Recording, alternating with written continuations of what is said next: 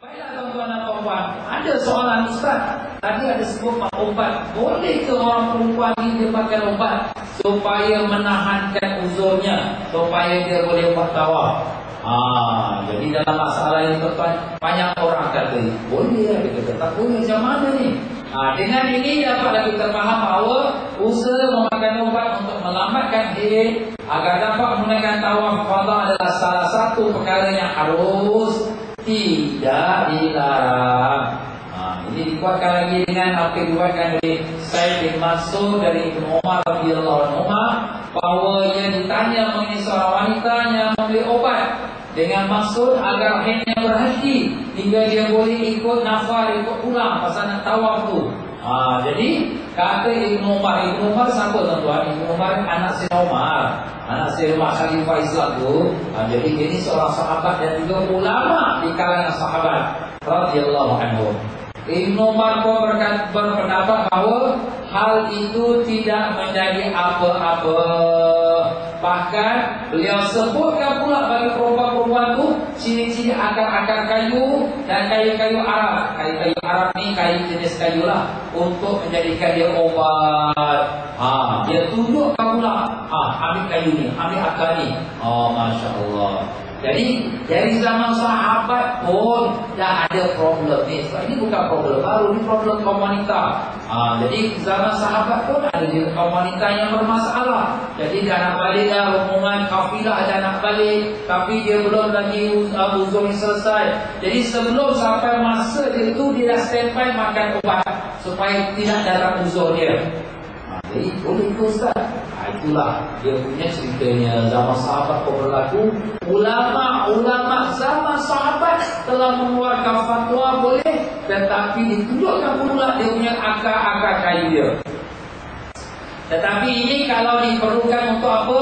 Untuk kerana menyempurnakan rukun haji, bukan untuk kita pasal nak buat ibadat banyak-banyak. Umpamalah kalau kita pergi ke Madinah. Jadi kita pergi Madinah ni, kita nak sembahyang 40 waktu dalam Masjid Nabawi. Alamak, nanti aku ke Madinah, aku uzur aku makan ubat sekarang. Jadi dia punya tujuan pasal nak buat banyak sembahyang sunat dalam Masjid Nabawi. Tak boleh. Sebab ini bukan rukun haji. Janganlah kau buat macam ini. Ini kalau darurat. Darurat itu maknanya keadaan yang sangat diperlukan. Kalau tak perlu, jangan. Begitu juga kalau sekiranya misalnya dia nak buat banyak umrah sunat. Aku ni kalau pergi haji ni, aku nak buat tiap-tiap hari 5 umrah. Baguslah, niat dia itu bagus. Tetapi sampai kat Mekah dia uzur. Alamak, macam mana ni? Timetable aku ni uzur ni waktu duduk kat Mekah ni. Aku bakal lupa lah. Jangan. Kenapa Ustaz kata tadi boleh? Boleh tu tadi pasal darurat, pasal untuk nak menyempurnakan rukun haji. Tapi ini bukan darurat. Ini sekadar nak banyak kepala. Tak apa. Kita reda dengan apa yang telah ditentukan Allah. Apa Ustaz rugi ya? Kita kan datang jauh-jauh belajar ribu-ribu. Takkan orang masuk masjid buat tawaf, buat sembahyang, buat umrah. Aku duduk saja ke hotel. Sayang, rugi. Tak, kita tak rugi. Kerana orang perempuan yang uzur, dia hanya tak boleh tawaf, dia tak boleh sembahyang, tak boleh masuk masjid, tak boleh baca Quran. Itulah yang dia tak boleh. Tapi dia boleh zikir, dia boleh istighfar, dia boleh buat pahala sedekah, boleh tolong orang sakit. Banyak lagi ibadatnya dia boleh buat, bukan sekadar dalam Masjidil Haram sahaja.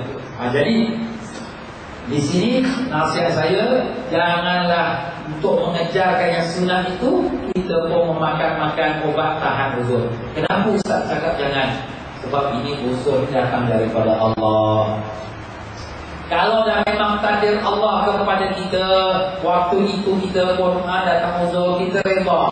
Reda kita ni, itu adalah satu ibadat yang besar. Lebih besar daripada kita masuk masjid, lebih besar daripada kita tawaf, lebih besar daripada kita buat umrah sunat. Kenapa Ustaz? Sebab reda ni satu makam yang tinggi. Reda ni maknanya kita reda hati. Kalau ini dah takdir Allah untuk aku reda. Nampak? Sekarang tuan-tuan dan puan-puan, orang yang buat ibadahnya, maaf ya, dia tawaf keliling Kaabah bagus, sembahyang sunat dalam ziarah bagus, buat tawaf sa'i umrah bagus. Dia keluar pada masjid, selipar dia hilang. Siapa dah mesti bagus celakanya? Alamak, kau Allah banyak-banyak, sembahyang banyak, sikit Allah cuba pun tak reda. Nampak? Mana yang kau? Dah tak ada dah. Itulah Allah nak tunjukkan kau. Hati kau tu tak ada apa pun kosong. Maaf tuan. Ini Allah Ta'ala nak tunjuk, nak test ni. Sebab tu walaupun kita, dia bukan kerana banyak sembahyang kan, tawaf, baru kita dapat reda. Tapi reda ni datang pada keimanan.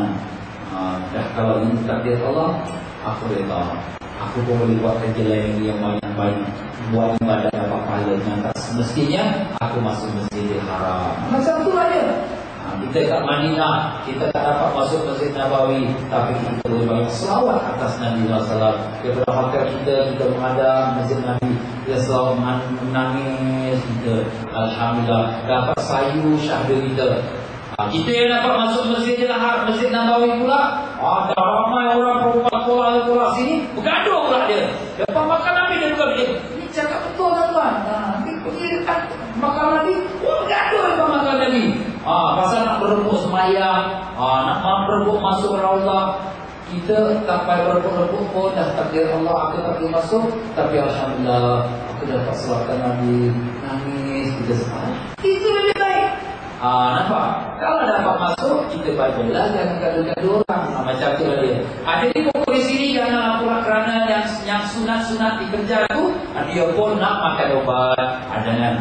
Tapi kalau memang untuk darurat terpaksa nak menyempurnakan rukun haji, dia haruskan. Lepas tu dah selesai rukun haji, dah stop, jangan makan obat lagi. Kalau dia kata terserah. Sebab obat ni tuan-tuan, dia hanya sekadar bila diperlukan. Jadi kadang-kadang ada orang tu obat tu tak sesuai dengan diri dia. Jadi kadang-kadang dia punya makan obat tu side effect dia kesan sampai dengan dia, maaf kata sekarang sampai dia punya darah tu keluar, lama-lama keluar.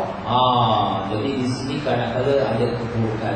Jadi sebab tu orang nak ubat pun bukan semua orang obat sama, tak ada. Dia kena cek doktor. Doktor dia cek, dia recommend lah awak makan obat ni lah. Ini yang sesuai untuk awak.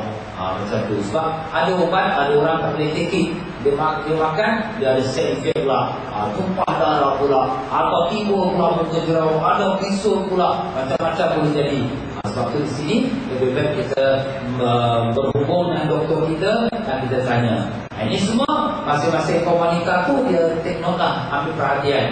Bila dia punya jadual uzur dia, dan dia biasanya uzurnya tu bila dah tak cepat sikit atau lambat sikit, apakah perlu dia ambil sediakan obat tahan uzurnya. Dan bila pula ukur, jadi dia kena tahu semua date timing dia. Bila ukur, kalender kita alhamdulillah ada date Islam. 9 Zulhijjah itu wukuf Arafah. 10 hari raya. Setelah 12, 13 Zulhijjah itu hari Tasyrik. Itulah dia tuan-tuan dan puan-puan.